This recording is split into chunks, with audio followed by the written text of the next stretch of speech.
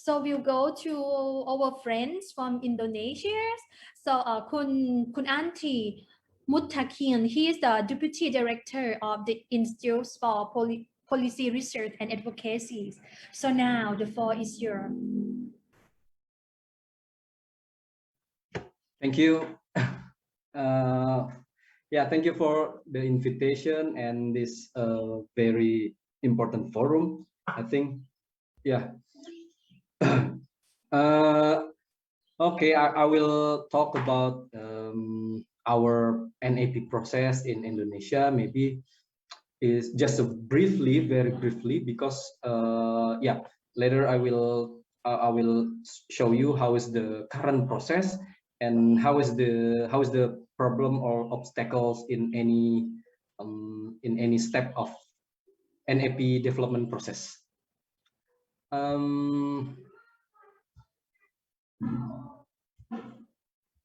Okay, this is my presentation. Yeah. So this is the question, guideline question from committee for me, for us, yeah. And yeah, why our organization now engage with and participate in the NAP process is, yeah, because based on what we are doing now in the area of natural resources governance, yeah, we have a problem, big problem with the governance, and yeah, we also monitor since 2014 about the environment and human rights defender, and you know, it is consistently we have a problem with the environment defender because the protection of the human rights and environment defender, because in 2020 we note that there were 60 cases of violence against environment defenders. It is double if we compare with the 2019. And also in 2020 we have several cases with the natural resources, yeah, in area where they are the indigenous people, local communities become as a victim until they have problem and conflict with the plantation or any corporation. Yeah, they're victim until death, yeah, deadly conflict. So I think that's why we are now try to still participating and monitor about the process of developing NAP, because it is yeah, NAP is one of aspect for in UNGPs, yeah. But you know, NAP can strongly should be have a strongly recommendation to the state how to mitigate the cases what I showed before. So NAP and UNGPs as a whole is a new approach in encouraging companies to respect human rights.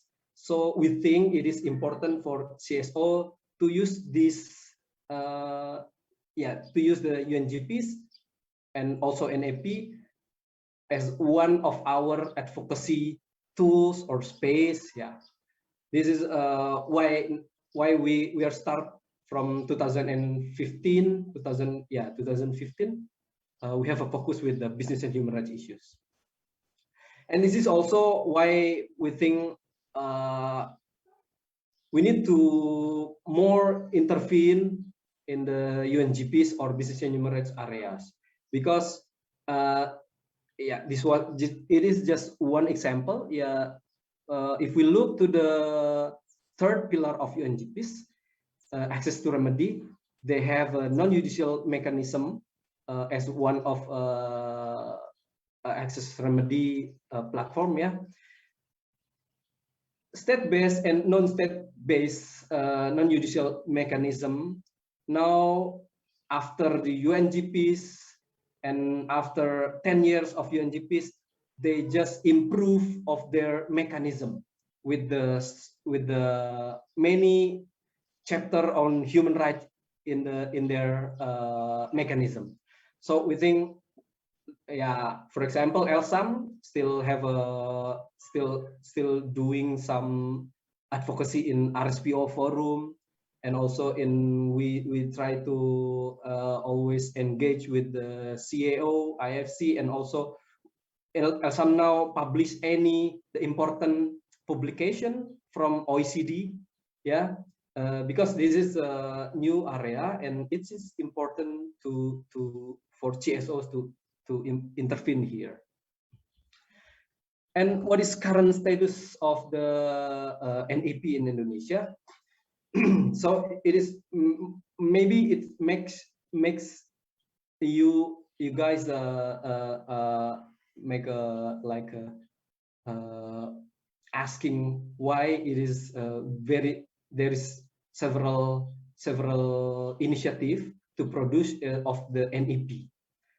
For example, yeah, in 2017, Komnas HAM, our national human rights institutions, released the NEP, yeah. But you know, it is the good start for Indonesia to process the NEP, because in that year there are no ministry would like to take this responsibility to speak about the business and human rights, to speak about the national action plan. And then after that, in now several business and human rights action are submitted to our national action plan on human rights. So we have the general national action plan on human rights for 5 years, 2021 until 2025. So they have a 4 focus, and before the national strategy on human rights just running out now, we try to put several action to the national action on human rights. Yeah. And then what Pak Livio said before, Indonesia on running the process of developing the national strategies on business and human rights. Yeah, yes, substantially it is an NEP on business and human rights, but and also right, they just start the process since 2019, I think, yeah, 19. That's right, but until now, there is no publicly open the document. Officially, the document still not publicly, and there are no consultation to the CSOs, I think. But we are ELSAM. Now we are invited as one of partner in the National Task Force of Business and Human Rights, and we try to strongly recommend them, the National Task Force, to organize the the public consultation, meaningful consultation, and etc. This is the example what I'm sorry, this is still in bahasa, ya. This is the action which is insert to our national action plan on human rights, the general national action plan on human rights. So there are 4 focus issues for the children, to the target group, yeah. There are 4 target group: children, women, disabilities, and the indigenous people. So for example, for the indigenous people, there are one action, yeah, about how to solve the conflict, how to resolve the conflict without any litigation process. So we try to put the anti-SLAPP, yeah, chapter in the one action in the indigenous people. And then, yeah, this is now the national strategy on business and human rights. This the current status is on process developing. It has been running since 2019, not involving CSOs, I think, but the national task force just invited us yesterday, 2 days ago, yeah, to that they will organize the national consultation, public consultation in the middle of October. And one of the officer in ministry also told us that in the end of the October, they will release this NAP. So yeah, Elsam participate as a partner of the National Task Force, and because we also don't know we don't have any draft, the current draft, as far as I noted in the discussion before with the ministry, officer from ministry. So there are 3 focus on, yeah, increase understanding, awareness, and capacity of all stakeholders. And the second is development of guidelines and structures on human rights expectation for business actors. And the third is increasing the compliance of business actors to respect human rights.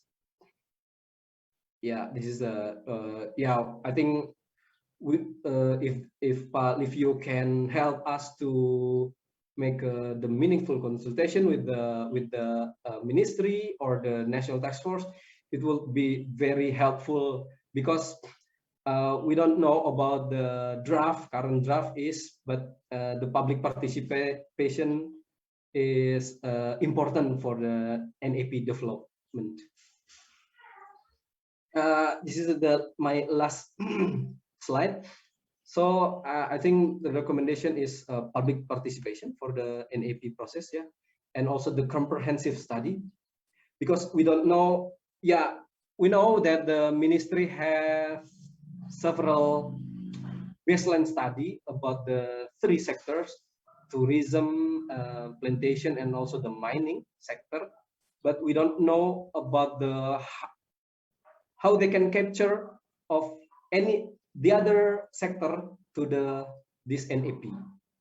Yeah, because Indonesia not only the 3 sector. And we also recommend that in the NAP should be strong recommendation for government, not for the business, because we know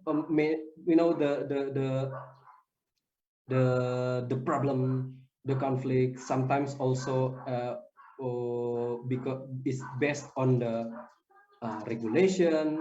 It's based on the because the conflict is running from the past.